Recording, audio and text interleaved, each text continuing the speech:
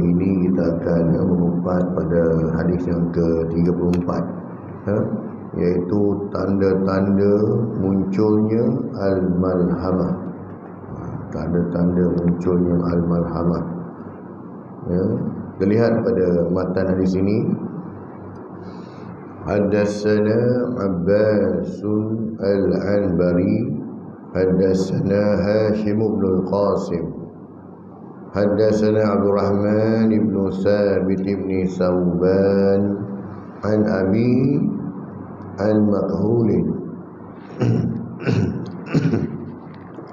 an Jubair bin Nufair an Malik bin Yahamir an Mu'adz bin Jabal qala Rasulullah sallallahu alaihi wasallam umranul baitul maqdis kharabul Yasrib wa kharabu Yasrib khurujul malhamati wa khurujul malhamati fathul Qustantiniyah wa fathul Qustantiniyah khurujud dajjal. Rawahu Abu Dawud. Maksudnya telah menceritakan kepada kami Abbas al-Anbari, telah menceritakan kepada kami Hashim bin al-Qasim, telah menceritakan kepada kami Abdul Rahman bin Sabit bin Sauban daripada bapanya, daripada Makhul, daripada Jubair bin Nufair, daripada Malik bin Yahamir, daripada Mu'adz bin Jabal radhiyallahu anhu, Rasulullah sallallahu alaihi wasallam bersabda, pemakmuran Baitul Maqdis merupakan tanda kehancuran Yasrib. Kehancuran Yasrib merupakan tanda permulaan al-malhamah. Permulaan al-malhamah merupakan tanda pembebasan Konstantinopel. Pembebasan Konstantinopel merupakan tanda kemunculan Dajjal. Hadis riwayat Abu Dawud, hadis yang ke-4294. Hadis ini berstatus hadis hasan. Keterangannya, al-malhamah adalah daripada perkataan asalnya lahmun, yang bermaksud daging. Kata jamaknya ataupun pluralnya ialah al-malahim. Maksudnya dia merujuk kepada peperangan yang mengakibatkan banyak kematian. Jadi jika kalimah al-malhamah ini dia digandingkan pula dengan kalimah al-kubra, ia membawa maksud peperangan besar yang mengakibatkan begitu banyak kematian. Al-malhamah kubra hanya akan terjadi pada akhir zaman dan merupakan salah satu dari tanda-tanda besar hari kiamat. Peristiwa ini banyak disebut dalam hadis-hadis Nabi SAW dan diriwayatkan oleh ramai ulama hadis. Ia juga boleh disebut sebagai perang dunia terbesar. Kalau kita ada perang dunia pertama, perang dunia kedua dah. Ini macam ibarat perang dunia ketiga ni. Ada juga pendapat yang memberi istilah pada perang ni sebagai Armageddon. Kalau di Amerika dia buat filem kan, cerita tentang Armageddon, perang besar ni. Jadi semasa kedatangan Islam, semenanjung Arab hampir dikelilingi oleh penganut agama Kristian, iaitu orang Rom, dan juga di Syam, dan kala di Empire Byzantine ni, Empire Rom Timur ni, kerajaan Byzantine di belah mana? Konstantinopel ataupun di Turki hari ini, Istanbul, kota Istanbul dulu, yang mana Istanbul ni kita tahu antara pusat pemerintahan kerajaan Byzantine, lebih 1600 tahun. Jadi itu yang kita tengok yang masjid, ya, masjid biru di Turki kan, daripada masjid tukar jadi gereja, daripada gereja tukar di masjid, ya. Maka ya, memang itu pusat dia dulu. Itu di sebelah Empire Byzantine ni, Empire Rom Timur. Di sebelah utara pula, ya, orang Habsyah di Ethiopia, manakala di sebelah selatan orang Kipti Mesir di sebelah barat. Jadinya, ya, maksudnya sebelum datangnya Islam ini, ya, kerajaan Byzantine inilah yang menguasai, ya, bumi inilah, kan, khususnya di tanah Arab ni. Sebab tu sampai hari ni kita tengok, kalau kita pergi negara Arab pun masih lagi terdapat kesan-kesan peninggalan kerajaan Byzantine dulu. Lama ni cerita dah. Jadi, ya, pada zaman Arab dulu dan Rasulullah dulu, dua kerajaan yang besar inilah, kerajaan Rom dan juga Parsi. Ya, dua kerajaan ini yang besar, yang hebatlah. Jadi bila mana setelah kemunculan Islam, maka agama Islam ni mula menjadi pesaing utama kepada agama Kristian. Kenapa tuan-tuan? Ya, dan kenapa juga antara sebab Islam itu dimusuhi hingga hari ini lah. Ya, kalau kita tengok pemerintahan Nabi SAW pun 23 tahun sahaja. Tak lama lah, 23 tahun.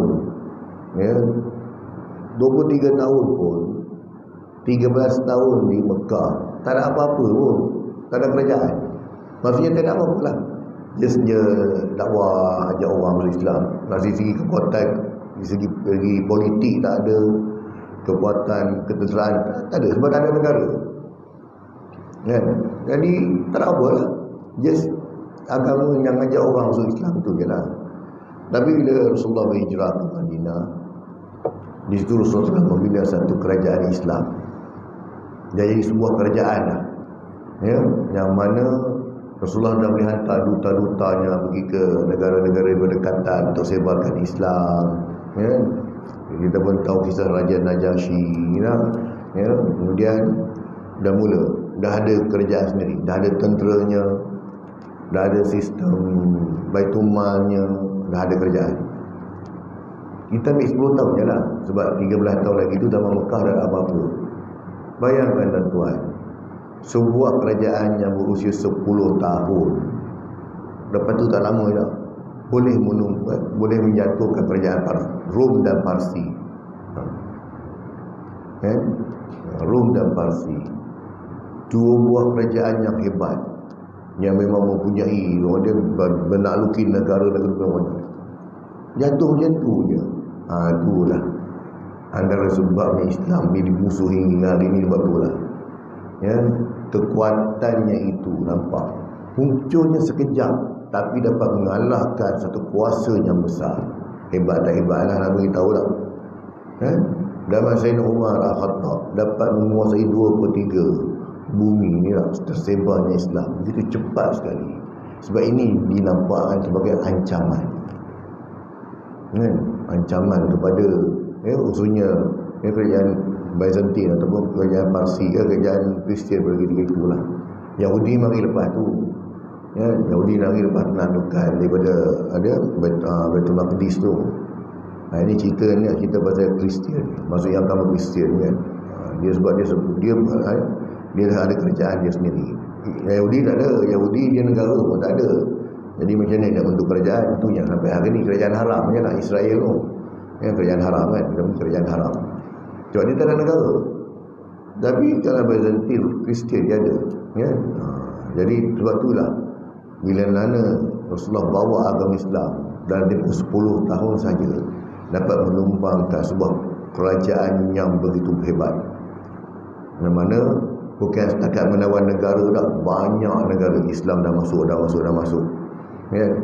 Itu zaman kegemilangan Islam lah. Sampai ke Spanyol Islam masuk, Granada kan, kita pun tahu. Sampai bawa pergi Muhammad Al-Fatih, ya, menakluki Konstantinopel kan. Istanbul sendiri keduduki ni dia takluki dah. Itu zaman kegemilangan Islam. Kan lepas tu jatuh Itu jatuhlah Islam di Ismail Islam dibunuh, dihalau dan bagai-bagai lah. Tapi hari ni kita dah berada di bawah lah. Kita berada pada roda yang Islam ada di bawah. Tapi nak naik balik lah. Tapi kita nak naik balik tu balik pun tak lama dah. Lepas tu kiamat lah. Kiamat lah lepas tu. Islam kan naik balik. Dan dia habis lah. Itu cerita dia. Bada al-Islam gharibun wa sayaudu gharibun. Fatuba lil ghuraba. Islam tu bermula dengan keadaan asing, dagang, orang tak tahu. Kemudian dia akan kembali balik pada dagang. Hari inilah orang dengan Islam pun orang jauh pada agama. Tapi agama Islam, tapi pengamalan agama hilang. Nama je Islam. Sembahyang tidak, puasa tidak, apa pun tidak. Tapi nama Islam, nama Muhammad. Aduh. Hari ni bila orang beramal dengan agama, kalau kita di tempat kerja kita katalah kita ni jenis orang rajin semayang lah. Kita bukan siapa-siapa pun, ngaji biasa je dulu, kata contoh soal vocational je pun. Tapi kita seorang yang rajin semayang kan. Tapi kalau ke office kita tu, kalau kita rajin semayang, kita lah ustaz. Padahal kita bukan rajin semayang je pun. Dan kita semayang je pergi surau, buka lampu surau, buka ikon, sekarang lah. Sekarang semayang kan keluar balik masuk office. Itu je pun, ustaz dah.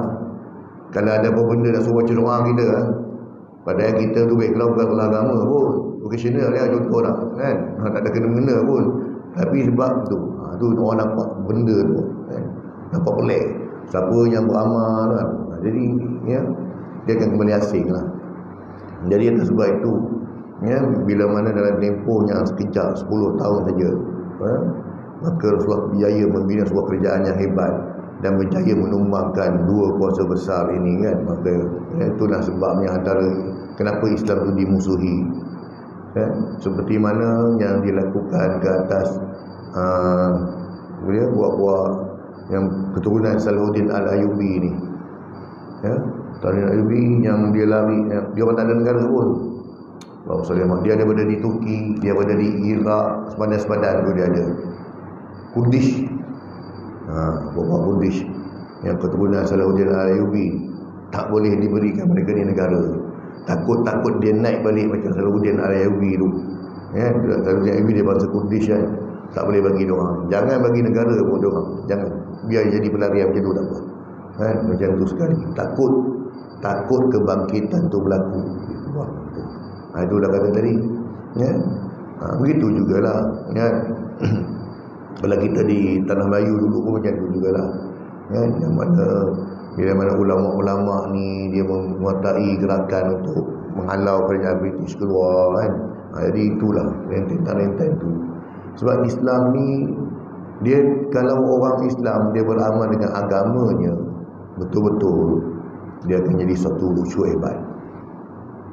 Beramal dengan agama sungguh-sungguh. Sebab tu saya kata contoh hari ni macam Hamas sendiri. Hamas sendiri lawan dengan Yahudi lawan Abdullah lah. Bukan ramai mana pun. Dan bila dia orang keluar pun tak ramai. Tapi kualiti dari segi tahajud, Quran, puasa, semua jaga. Jaga. Sebab tu hari ni kenapa Yahudi Israel sendiri tak berjaya nak menguasai. Dia boleh bunuh orang Gaza, boleh bunuh, dia bunuh rakyat. Bukannya Hamas. Sebab tu Hamas dia tak menyerah pun. Hari ni kita doakanlah kan, moga gejatan senjata ni betul berlaku. Tapi Israel kata tak, dia takkan patuhi gejatan senjata tu. Dia kata tak. Dia suruh bebaskan semua tawanan yang Hamas tangkap. Warga Israel tu yang Hamas tangkap, dia suruh bebaskan. Tak ada ramai mana pun, 190 orang. Berbanding dengan Israel, dia telah menangkap rakyat Palestin 9,000 lebih, 9,300. Tak tahu dia sumbat dalam penjara macam mana. Jadi Hamas kata kami takkan tunduk. Kau nak bebas sama-sama. Sebab dia kita kadang-kadang tuan, kita tengok dari segi propaganda kita nampak hebat lah Israel. Sama je tuan. Baik di Iraq diletakkan Amerika semua satu gaya hebat, boleh buat-buat. Tapi sudah ada keluar bodoh macam tu. Dalam Amerika dia keluar daripada Afghanistan, orang kata keluar bodoh. Tak dapat apa pun. Padahal Afghan tu kerajaan dalam tu sendiri pun dah kucak-kacir lah, tak boleh pun. Sama juga dia buat dekat Iraq, tak dapat apa pun tak. Kena bodoh macam tu je lah. Jadi itulah sebabnya. Jadinya Malhamah Kubra ni sebelum berlakunya lah, tadi cerita tentang perang besar tadi tu, ya. Jadi sebelum berlakunya Malhamah Kubra ini, maka dia adalah, ya, hadis-hadis yang mana Rasul ceritakan tentang peristiwa ni. Berikut merupakan hadis-hadis berkaitan Al-Malhamah Kubra yang menggambarkan bagaimana hubungan dan pertembungan Islam Kristian ini di akhir zaman kelak. Ya. Sebab kita kalau konflik kita dengan Kristian ini ialah pada zaman Sayyidina Umar berjaya menaluki Baitul Maqdis, ya, Masjidil Aqsa. Dalam keadaan Sayyidina Umar pergi ke Masjidil Aqsa, minta kunci Baitul Maqdis tu, minta kunci Masjidil Aqsa tu. Pergi macam tu doang dia pergi, bukan pergi ramai pun. Pergi doang minta kunci, dapat. Sebab apa? Tak mahu bawa tentera yang ramai. Sebab ketika itu Islam tu memang dah dapat hebat dah. Jadi tak perlu ramai-ramai. Pergi Sayyidina Umar dengan seorang lagi sahabat, pergi doang pergi minta kunci. Kan? Sebab apa? Ketika itu Islam dah hebat. Jadi orang dah nampak dah kehebatan tu, tak boleh kita boleh lawannya. Kan? Begitu juga dalam masa Mahmudin Al-Ayyubi itu sudah membebaskan Baitul Maqdis. Lepas zaman tu gaduh dengan Kristian, dia beri tumbang, masuknya Israel barulah. Yahudi ni baru je masuk 1948 tu sampai hari ni. Ya. Lepas tu ulama kata apa? Kenapa pentingnya Masjidil Aqsa ni, Baitul Maqdis ni kepada semua agama, khususnya agama-agama samawi, agama-agama langit, Islam, Kristian, Yahudi, tiga agama ni. Apa yang penting sangat Baitul Maqdis, Masjidil Aqsa ni kepada tiga agama ni? Sebab siapa yang berjaya menguasai Baitul Maqdis, dia akan menguasai dunia. Siapa-siapa, mana-mana agama pun, dia kuasai Baitul Maqdis, satu dunia dia dapat. Sebab Baitul Maqdis itu jantung, ya, ibaratkan jantung. Dia yang menaluki itu dapat semua. Dulu Kristian menaluki Baitul Maqdis, dia pegang semua. Dapat pada Islam pegang semua. Dapat daripada Yahudi lah, Yahudi pegang. Kan? Sebab tu pentingnya Baitul Maqdis tu, tiga-tiga agama ni, ya. Jadinya sebelum menjelangnya Al-Malhamah ini, yang akan berlakunya ialah fitnah berleluasa. Seperti mana yang dinukilkan oleh dalam kitab As-Sunan Waridah fil Fitan, yang diriwayatkan oleh Al-Hasan radhiyallahu anhu secara mursal, katanya Rasulullah SAW bersabda, akan berlaku ketika hampirnya Al-Malhamah, fitnah, di mana pada masa itu hati seorang lelaki akan mati seperti badannya akan mati. Hadis riwayat Abu Ammar Ad-Dani, hadis yang ke-20. Hadis ini adalah satu hadis dhaif. Yang kita bahawasanya akhir zaman ni, ya, akan berlaku apa? Matinya hati ni. Matinya hati macam mana, tuan? Hati yang mati ni macam mana? Tak ada perasaan. Yang kena tu, walaupun yang kena zalim, yang kena naya tu seagama dengan kita, ya, satu bangsa dengan kita, tapi sebab berlaku benda tu bukan geng kita, bukan kawan kita, musuh pula kita, walaupun satu agama, disebabkan yang kena zalim itu bukan geng kita, tak kau lah, patut kau kena pun, sebab bukan geng kita. Tapi kalau geng kita, kena sikit pun tak boleh. Itu yang Rasulullah sebut tadi. Dalam hadis lain, kalau kita baca kita kiamat juga lah kita sebut, akhir zaman ni orang hanya akan bagi salam pada orang yang dia kenal. Maksudnya yang geng dia yang dia bagi. Kalau bukan geng dia, walaupun satu agama, tak bagi salam. Berapa hari yang tuan lah, bukan geng, makanya tak Dia bukan geng kita. Memang dia bukan geng kita, tapi dia seakidah dengan kita. Betul betul salah. Kan? Alantar lah, itu dia punya hal lah, bukan geng kita. Hari ni ya, banyak surah sebut. Ini antaranya fitnah berluasa hingga orang tak kenal mana satu benda yang benar, satunya benda yang salah. Ni pun surah sebut dah. Akhir zaman juga Allah bagi tahu bahawasanya orang tak boleh nak beza lagi dah. Sebab apa? Sebab kebenaran tu nampak macam salah. Benda yang salah, benda yang batil itu dinampakkan benar. Itu cerita dia. Contoh apa tuan-tuan, kita panggil hari ni dia pakai teknologi apa AI lah. Ya. Makanya hari ni punya canggih tuan-tuan, ya, kepala orang boleh ubah lah. Dia ambil kepala kita, dia letak kat kepala orang lain. Kan? Dan nampak real, mulut pun boleh cakap.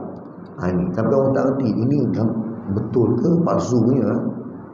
Dulu lain, dulu dalam 10 tahun yang lalu orang potong kepala dah.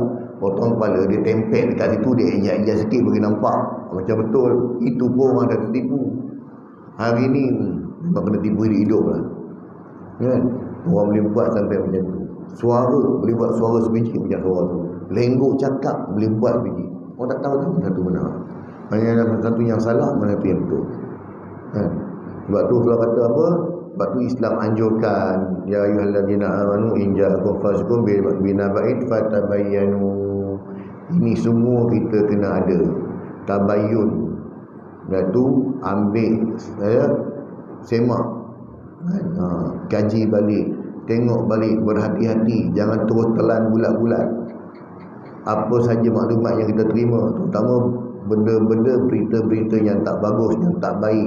Nanti dulu semak dulu, cek dulu sumber dari mana. Dah ajar dah, Islam dah ajar dah benda ni.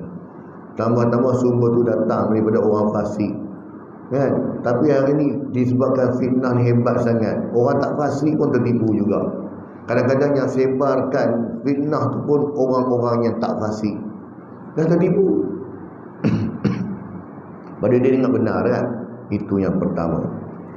Yang keduanya, penubuhan pasukan-pasukan tentera Islam. Dalam hadis yang diwakilkan oleh Ibnu Hawalah, dia berkata Rasulullah SAW bersabda, keadaan agama ini akan sampai kepada suatu masa kamu sekalian menjadi tentera yang berpasuk-pasukan. Satu pasukan di Syam, satu pasukan lagi di Yaman, dan satu lagi pasukan di Iraq.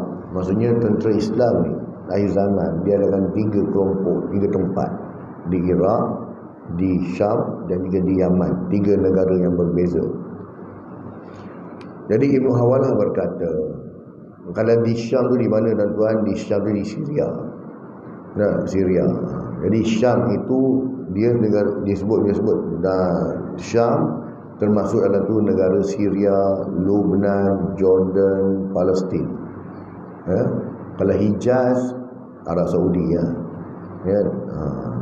Kemudian kalau sebut Kufah, di Iraq lah. Makanya surah ada 3 tempat ni tentera Islam akan terbentuk di 3 buah negara ini. 3. Makanya Ibnu Hawalah kata, ya Rasulullah, pilihkan untukku tempat yang terbaik ya Rasulullah jika aku menemui keadaan tersebut. Jadi sebabkan ada 3 kelompok tentera Islam tadi itu, maka Ibnu Hawalah kata, ya Rasulullah, di antara 3 tempat, 3 negara tadi, pilihkan satu untuk aku, mana yang terbaik. Lalu baginda bersabda, hendaklah engkau menetap di Syam. Maksud di Syam itu saya sebut tadi kan, 4 negara tadilah, Syria, Jordan, Lebanon, Palestin. 4 negara Syam. Maksudnya Palestin termasuk sekali dalam tu. Kerana sesungguhnya Syam ini ialah bumi Allah yang terpilih. Allah SWT akan menghimpunkan kepadanya orang-orang yang terpilih daripada kalangan hamba-hambanya. Adapun jika kamu sekiranya enggan, maka hendaklah kamu menetap di Yaman dan minumlah dari kolam-kolam air kamu. Sesungguhnya Allah telah menjamin untukku menjaga daerah Syam dan penduduknya. Hadis riwayat Abu Daud, hadis ini bersatu hadis hasan li ghairihi.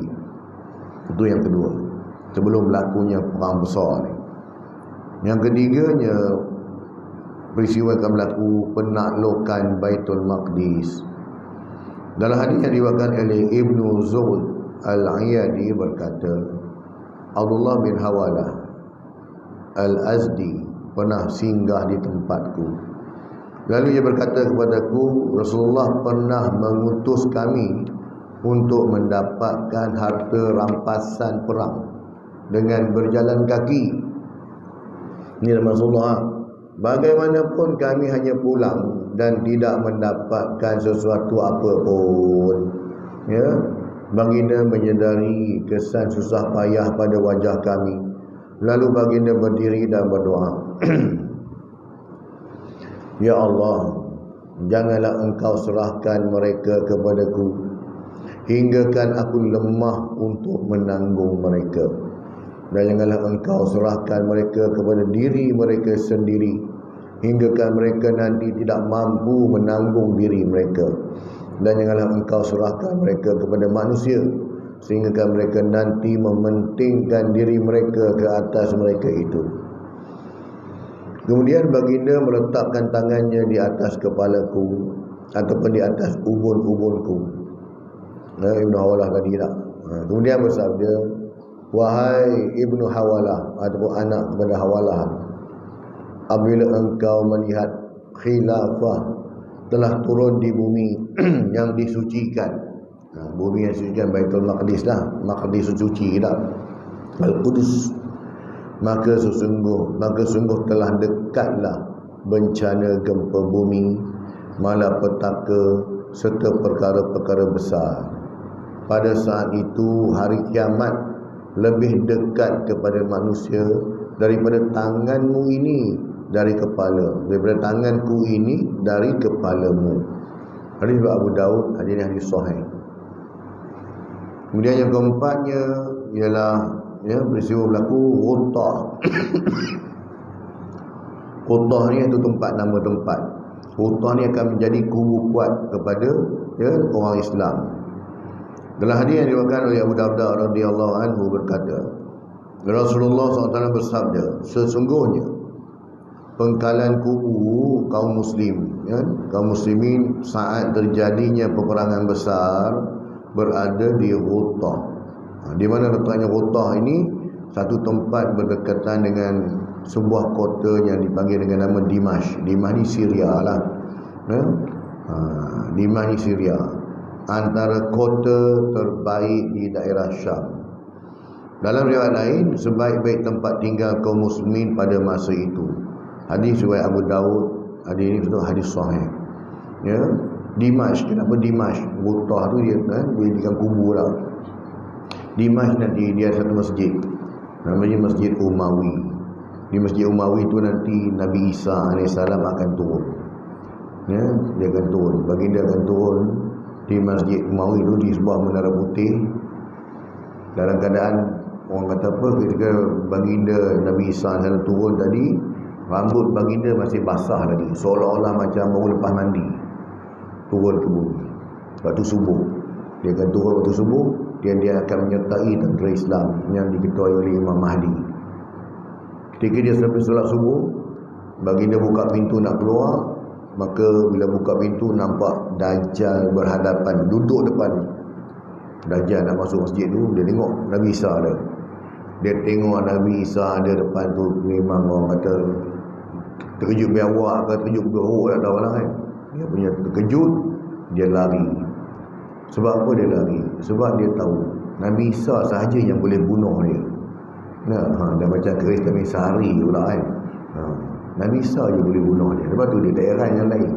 Dia tahu siapa boleh bunuh aku, Nabi Isa je. Bila buka-buka tengok, alamak, sudah turun ini orang kan. Nabi Isa dah turun, memang terkejut dia lah, lari. Dia lari dulu bukan dikit-dikit tuan-tuan daripada Masjid Dimash tu lari pergi ke Palestin. Berapa ribu kilometer, lebih kurang 1,400 lebih ke 1,200 kilometer dia lari sampai ke sana. Kita fikir lagi macam tak, Dajjal ini dia bawa teknologi yang kita ada hari ni. Kita tak pelik lah. Kita ada kereta api laju, kita ada jet supersonet lah, apa macam kan, MIG lah, macam-macam sebut lah, benda-benda canggih-canggih ni. Tak pelik lah. Ya, dia boleh lari sampai di Baitul Maqdis, dekat dengan Babul Lud nama tempat pintu tu. Sampai dekat situ, dia sampai je kat situ, Nabi Isa dah ada dekat situ. Ya, dan dia bisa bunuh dia di situ. Kan, di Palestin tu lah, kan. Jadi sebab tu yang kata tadi Rutah tadi dia kubu kepada orang Islam di Dimash. Kemudiannya apa? Yang kelimanya perjanjian damai antara Islam dan Kristian. Ya, Islam dan juga Kristian. Dalam hadis yang diriwayatkan oleh Jubair bin Nufair, katanya, kami pernah pergi untuk menemui Zi Mikhbar, seorang sahabat Nabi ni. Hinggalah kami menemuinya. Lalu Jubair pun bertanya tentang perjanjian. Maka katanya, aku dengar Rasulullah SAW bersabda, kalian akan mengadakan satu perjanjian damai dengan bangsa Rom. Lalu kalian akan bekerjasama dengan mereka melawan satu musuh yang datang dari belakang kalian. Maksudnya orang Islam akan bergabung dengan Kristian lawan dengan Yahudi, lawan dengan Dajjal. Sebab Dajjal ini dia bersama dengan Yahudi. Ya, maka kalian akan diberi kemenangan dan selamat. Kemudian kalian akan pulang sehinggalah berhenti pada satu padang rumput yang luas dan berbukit-bukit. Ya, bila dah selesai bunuh Yahudi semua, Dajjal dah mati semua, tiba-tiba ada seorang lelaki daripada kaum Nasrani, Kristian, mengangkat salibnya. Dia mengangkat salib. Kalau Islam dia ada panji Islam lah, kalimah la ilaha illallah tu. Ya, maka yang Kristian ni dia angkat salib dia, dia kata apa? Dia declare bahawasanya salib telah menang. Dia kata kami yang bagi menang perang ni, bukan sebab orang Islam ni. Jadi bila dah dia akan declare macam tu, maka marahlah seorang lelaki daripada kalangan kaum muslimin. Lalu dia pun menumbuknya. Disebabkan itu bangsa Rom pun berkhianat dan berhimpun untuk perang. Islam pula perang dengan Kristian lagi sekali pula. Dalam riwayat lain, seorang lelaki dari kalangan kaum muslimin pun menuju kepadanya lalu membunuhnya. Disebabkan itu bangsa Rom pun berkhianat, sehingga terjadilah peperangan-peperangan di mana mereka akan bersatu menghadapi kalian dan datang di bawah 80 panji-panji. Dan bersama-sama setiap satu panji ini ada 10,000 tentera. Darab lah tengok, 10,000 darab dengan 80 panji. Ya, orang Rom ni ya, besar tak besar dia punya tentera lah. Yang keenam pula, sekatan ekonomi daripada pihak Kristian. Ya, dalam hadis yang diriwayatkan oleh Abu Nadrah berkata, kami berada di sisi Jabir bin Abdullah. Dia berkata, hampir sahaja penduduk Iraq tidak akan dibawa masuk kepada mereka sebarang takar makanan maupun sekeping dirham. Kan? Adakah dia berlaku hari ini? Sebab hari ini Iraq dah kena teruk. Yang sekatnya siapa? Kristian. Apa? BBB dalam tu pula. Kan? Sekatan ekonomi dan sebagainya lah. Di Iraq ni. Kami bertanya, dari manakah muncanya? Dia menjawab, dari pihak bangsa Ajam. Bangsa Ajam ni bangsa bukan Arab. Tu dia kata ni. Kan? PBB tu lah. Kan? Mendakwa nak masuk ke Iraq atas alasan ada senjata nuklear dalam tu. Atas sebab itu Iraq dikenakan sekatan ekonomi. Tak boleh mana-mana negara berurusan dengan dia dah. Jadi yang buat apa ni? Mereka yang bukan bangsa Arab. Setelah itu beliau berkata, hampir sahaja penduduk Syam tidak akan dibawa masuk kepada mereka sekeping dinar maupun sebarang takar makanan. Ini pun dah berlaku hari ini di Syam, di Syria hari ini lah. Ya? Di Syria hari ini. Kami bertanya, dari manakah puncanya? Beliau menjawab, dari pihak bangsa Rom, Kristian lah. Ya? Kristian. Kalau kita tahu pun dalam PBB itu sendiri pun banyak je orang Kristian dalam tu kan. Negara-negara Kristian lah. Kemudian beliau pun diam sejenak lalu berkata, Rasulullah bersabda, akan ada di akhir umatku nanti seorang khalifah yang membahagi hartanya tanpa menghitungnya. Aku berkata kepada Abu Nadrah dan Abu Ala, apakah kalian berpendapat dia ialah Umar bin Abdul Aziz? Kedua-duanya menjawab tidak. Hadis riwayat Muslim, hadis yang ke-5189. Umar bin Abdul Aziz ni zaman perintah dia tak lama, 2 tahun lebih, cicit kepada Sayyidina Umar Al-Khattab. Tak lama. Tetapinya kemakmuran yang dia bawa tu hingga zaman Sayyidina Umar, zaman Umar bin Abdul Aziz ni, tak ada orang yang layak untuk terima zakat. Sampai macam tu, makmur tak makmur dia buat, sampai bila orang nak bayar zakat pun, orang yang terima zakat tu kata, minta maaf cik, saya tak layak dah. Dulu saya betul, dulu saya memang saya layak kan, miskin dan sebagainya, tapi hari ni saya minta maaf, saya tak layak terima dah. Sampai macam tu. Jadi ni yang sahabat bagi tahu, tanya balik, adakah zaman Umar Abdul Aziz? Sebab dah pernah berlaku dah benda tu. Tak, bukan. Maksudnya akan berlaku lagi sekali. Zaman Imam Mahdi merintah tak lama, dalam 7 tahun macam tu. Ketika itu cukup makmur, sampai orang pun tak layak terima zakat lagi dah. Semua dah makmur, dah hidup senang lah kan. 7 tahun sahajalah ya. Kemudian yang ketujuhnya, pertempuran tentera Kristian dan tentera Islam. Menyatakan bahawa Al-Mahamah Kubra akan terjadi di A'maq ataupun Dabik. Apa kan? Ini nama tempat, nama 2 buah tempat berdekatan dengan Halab, Syria, dan Antakya, Turki. Halab ni dia sepadan dengan Turki di Antakya. Ibarat kita ni Bukit Kayu Hitam dengan Thailand sebelah lah kan, sepadan. Jadi daripada Antakya tu nak pergi ke Istanbul ambil masa lebih 12 jam ke, pergi hari ni sampai subuh esok. Saya bertolak ke 8 pagi sampai sana subuh, dekat 4 jam naik bas ya. Kalau naik bas tu daripada Halab tadi ni, Halab ni ada satu tempat kubu Salahuddin Ayyubi yang besar di Halab ya. Dia sepadan dengan Turki. Ambil masa dekat 24 jam kalau naik bas. Besar tak besar Turki ya. Kita masuk Turki tu tuan-tuan, sepadan dengan Syria, dia boleh cakap Arab lagi. Boleh cakap Arab sebab sepadan. Tapi bila kita naik ke atas sampai ke Istanbul, tak boleh. Dia cuma tahu cakap bahasa dia saja, bahasa Turki dia. Jadi itu saya kata kalau kita pergi Turki lah, tak payah cakap Inggeris kan. I want to lah, you want to, tak payah. Cakap Melayu pun boleh. Yang penting tunjuk syarat kan. Kalau nak beli barang, tunjuk ni berapa ni ada tak. Cakap Melayu je. Sebab dia macam tak faham, cakap Inggeris pun dia tak faham, cakap Arab pun dia tak faham. Baik cakap Melayu dah. Kita beria lah, how much is this, how much is this, tak payah pening-pening kan. Tunjuk barang, sebut duit, berapa, dah tahu kan.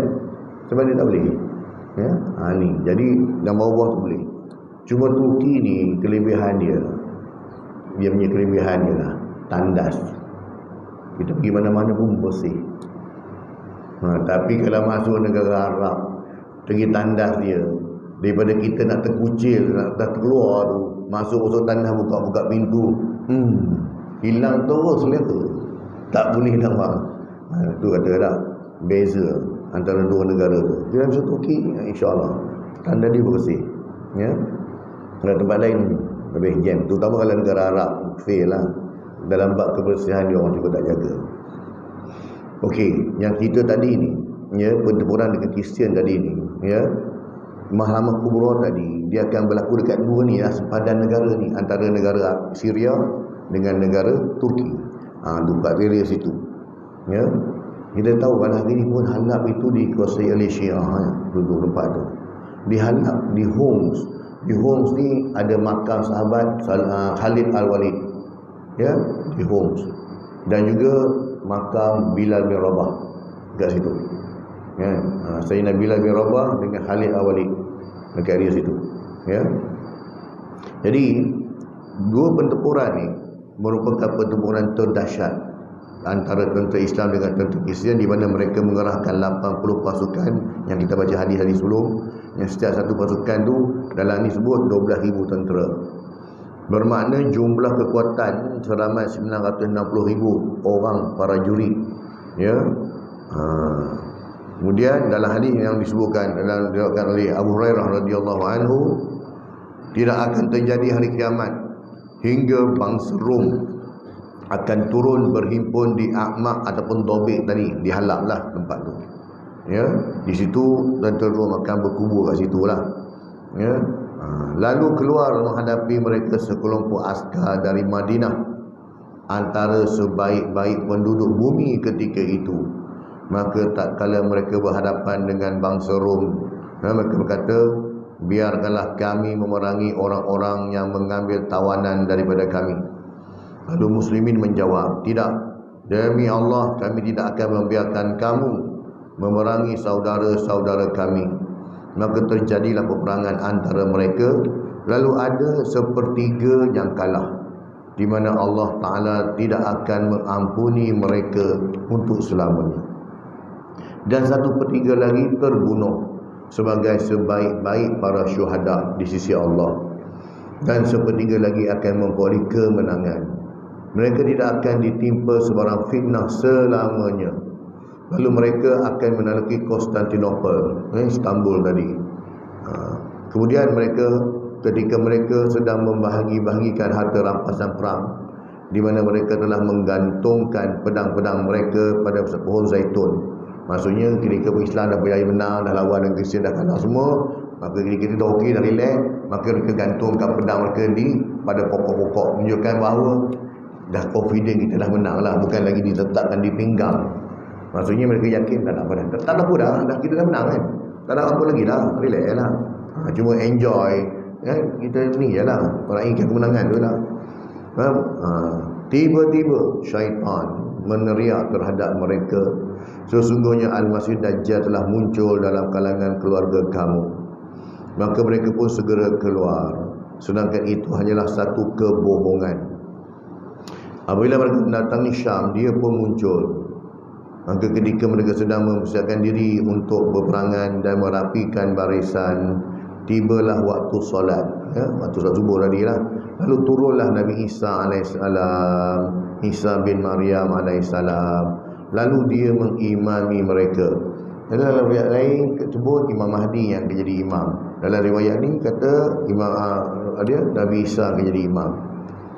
Apabila musuh Allah SWT, yakni Dajjal, melihatnya, nescaya dia akan mencair sebagaimana garam mencair di dalam air.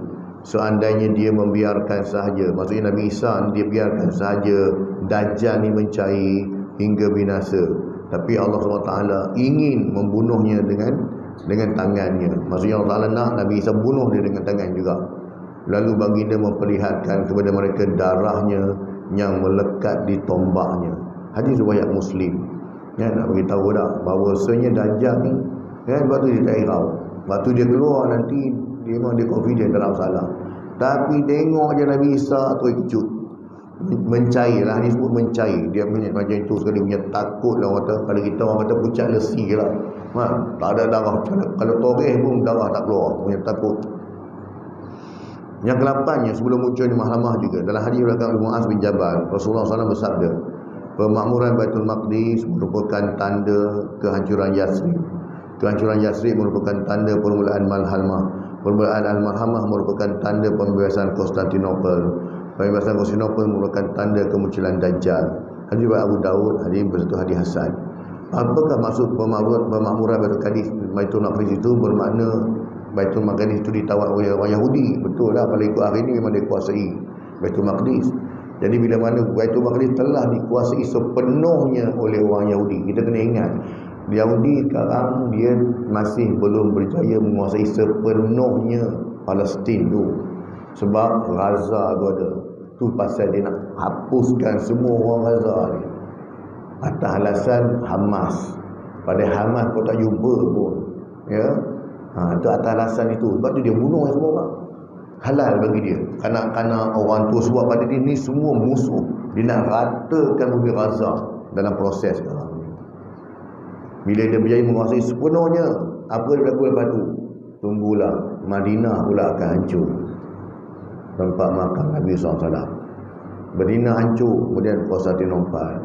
Maksudnya kita dalam fasa menuju ke kiamat, ya. Itu fasar. Maksudnya orang kata orang Yahudi pun dia dah kaji dah hadis Nabi SAW ni. Ya, mereka tahu, mereka ni akan habis. Hari ni pun tengok, bila mana Amerika sendiri pun dah tarik kuasa veto dia, Rusia dengan China pun tak setuju. Rusia dan China gunakan kuasa veto dia, tak setuju dengan Israel kan. Benda-benda macam ni lah. Kita cuma ikuti drama ni je lah kan. Sebab Rasulullah dah janji Islam akan naik balik kan. Ketika itu siapa pimpin? Imam Mahdi pimpin. Kemudian tibanya waktu kehancuran pihak Kristian. Dalam hadis yang diriwayatkan oleh Al-Mustawrid radhiyallahu anhu, katanya, aku dengar Rasulullah SAW bersabda, manusia yang paling keras ke atas kamu sekalian ialah bangsa Rom. Akan tetapi kehancuran mereka adalah bersama hari kiamat. Ya, Yahudi dah habis lah tadi dengan geng Dajjal tadi. Baru tinggal Islam dengan Rom, dengan Kristian. Yang ke-10-nya, dalam hadis yang diriwayatkan oleh Jabir bin Samurah daripada Nafi' bin Utbah berkata, kami pernah bersama Rasulullah SAW dalam suatu peperangan.